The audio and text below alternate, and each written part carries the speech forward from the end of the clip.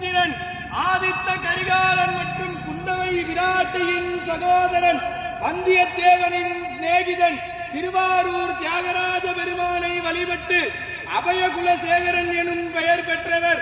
தெற்கே இலங்கை வரை சோழர்கள் நிலையாக விரிவு செய்தவர்.